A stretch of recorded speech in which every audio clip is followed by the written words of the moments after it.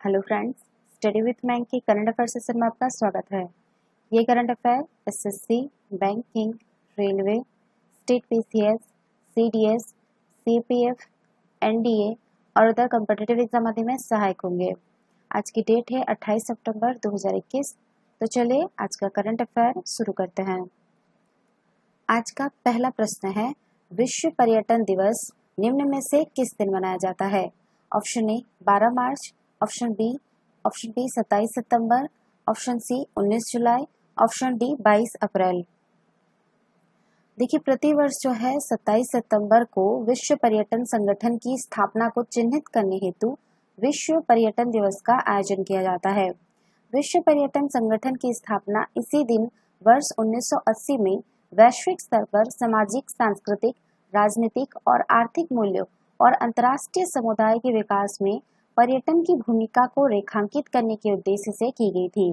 वर्तमान में विश्व पर्यटन संगठन संयुक्त राष्ट्र की एजेंसी के रूप में कार्यरत है, जो सतत एवं सार्वभौमिक रूप से सुलभ पर्यटन को बढ़ावा देने हेतु उत्तरदायी है।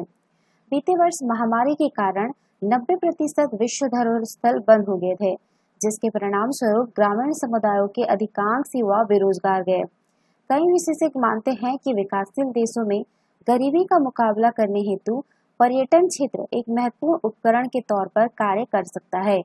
वर्ष 2021 के लिए विश्व पर्यटन दिवस की थीम समावेशी विकास हेतु पर्यटन है। तो इसका सही आंसर होगा ऑप्शन बी 27 सितंबर। चलिए नेक्स्ट क्वेश्चन पे चलते हैं। T20 क्रिकेट में 10,000 रन बनाने वाले पहले भारतीय खिलाड़ी निम्न में से कौन बन गए हैं? Option A Virat Kohli, option B Suresh Raina, option C Rishabh Pant, option D Shreyas Iyer.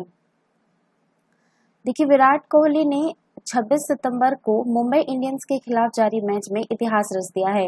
Way T20 format में 10,000 रन पूरे करने वाले पहले भारतीय बल्लेबाज बन गए हैं। विश्व क्रिकेट में कोहली ऐसा करने वाले 5वें खिलाड़ी हैं। उनसे पहले वेस्टइंडीज के क्रिस गेल और किरण पोलार्ड, पाकिस्तान के शोएब मलिक और ऑस्ट्रेलिया के डेविड वार्नर यह कारनामा कर चुके हैं। भारत की तरफ से कोहली के बाद T20 में सबसे ज्यादा रन बनाने वाले बल्लेबाज रोहित शर्मा हैं। तो इसका जो सही आंसर होगा आपका ऑप्शन ए विराट कोहली। चलिए नेक्स्ट क्वेश्चन पे चलते हैं। किस राज्य की सोजत मेहंदी को सरकार की ओर से जीआई टैग प्रदान किया गया है? Option A Punjab, option B Delhi, option C Bihar, option D Rajasthan. देखिए, राजस्थान की सोजत मेहंदी को सरकार से भौगोलिक संकेतक यानी जीआई का दर्जा मिला है। जीआई दर्जा उत्पाद के निर्माताओं को उच्च मूल्य प्राप्त करने में मदद करता है और कई अन्य निर्माता अपने उत्पादों के विपणन के लिए इस नाम का इस्तेमाल नहीं कर सकता। आमतौर पर यह दर्जा नाम, गुणवत्ता और विशिष्टता का आश्वासन देता है, जो मुख्य रूप से इसके मूल स्थान के कारण होता है। तो इसका सही आंसर होगा ऑप्शन डी राजस्थान। चलिए नेक्स्ट क्वेश्चन पे चलते हैं। वायुसेना का नया उप प्रमुख निम्न में से किसे नियुक्त किया गया है? Option A air marshal Ram Singh, option B air marshal Rahul Singh, option C air marshal Sandeep Singh, option D इनमें से कोई नहीं। देखिए, एयर मार्शल संदीप सिंह को भारतीय वायुसेना का नया उप प्रमुख नियुक्त किया गया है। वो एयर मार्शल BR चौधरी का स्थान लेंगे। चौधरी 30 सितंबर को वायुसेना प्रमुख का पदभार ग्रहण करेंगे। उन्हें हाल ही में पदोन्नत कर नया वायुसेना प्रमुख बनाया गया है। एयर मार्शल संदीप सिंह को 22 दिसंबर 1983 को एक लड़ाकू विमान पायलट के रूप में भारतीय वायुसेना में शामिल किया गया था। तो इसका सही आंसर होगा option C air marshal Sandeep Singh. चलिए नेक्स्ट क्वेश्चन पे चलता है। केंद्रीय वित्त मंत्री निर्मला सीतारमण ने कहा कि भारत ने वर्ष 2030 तक कितने हजार अरब डॉलर का निर्यात का लक्ष्य तय किया है? ऑप्शन ए 3,000 अरब डॉलर, ऑप्शन बी 2,000 अरब डॉलर, ऑप्शन सी 4,000 अरब डॉलर, ऑप्शन डी 7,000 अरब डॉलर। देखिए, केंद्रीय वित्त मंत्री निर्मला सीतारमण ने कहा है कि भारत ने वर्ष 2030 तक 2,000 अरब डॉलर के निर्यात का लक्ष्य तय किया है। वित्त मंत्री ने कहा कि जिस प्रकार से देश की इकोनॉमी एक नई दिशा की ओर बढ़ रही है और जिस प्रकार इंडस्ट्री नई चीजों को अपना रही है, उससे कई नई चुनौतियां पैदा हुई है। इसको देखते हुए भारत को ना सिर्फ ज्यादा संख्या में बल्कि अधिक बड़े बैंकों की जरूरत है। तो इसका जो सही आंसर होगा वो होगा आपका ऑप्शन बी 2000 अरब डॉलर। चलिए नेक्स्ट क्वेश्चन पे चलते हैं। निम्न में से कौन सा राज्य पुरुष जूनियर हॉकी विश्व कप की मेजबानी करने वाला है? Option A Bihar, option B Punjab, option C Orissa, option D Tamil Nadu. देखिए उड़ीसा 24 नवंबर से 5 सितंबर तक FIH पुरुष जूनियर हॉकी विश्व कप की मेजबानी करेगा।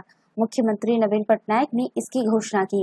इस उद्देश्य के लिए यहां आयोजित एक विशेष कार्यक्रम को संबोधित करते हुए मुख्यमंत्री नवीन पटनायक ने कहा कि हाल ही में हॉकी इंडिया ने राज्य सरकार से 2 महीने में होने वाले पुरुष जूनियर हॉकी विश्व कप के लिए समर्थन देने के लिए संपर्क किया है। लखनऊ ने 2016 में टूर्नामेंट के आखिरी संस्करण की मेजबानी की थी। तो इसका जो सही आंसर होगा वो होगा आपका ऑप्शन सी उड़ीसा। चलिए नेक्स्ट क्वेश्चन पे चलते हैं। हाल ही में किस देश ने सभी क्रिप्टो करेंसी लेन देन को अवैध घोषित कर दिया है? Option A Nepal, option B Japan, option C Germany, option D चीन।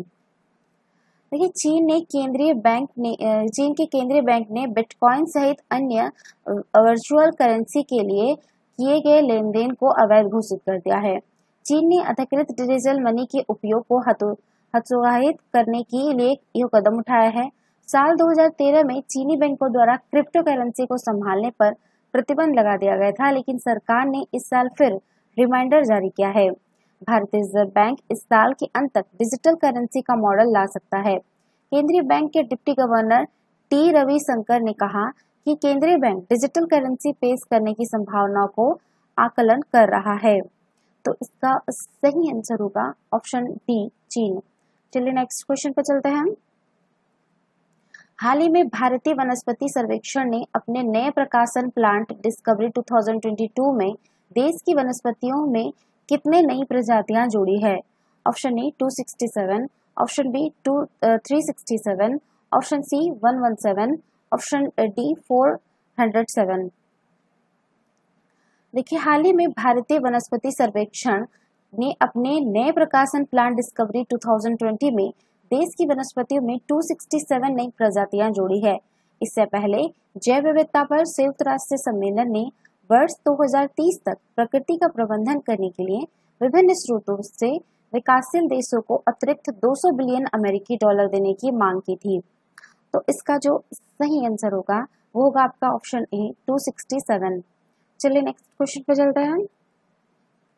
दुनिया भर में प्रतिवर्ष स्वास्थ्य में सुधार हेतु फार्मासिस्ट की भूमिका को रेखांकित करने के लिए विश्व फार्मासिस्ट दिवस का आयोजन कब किया जाता है?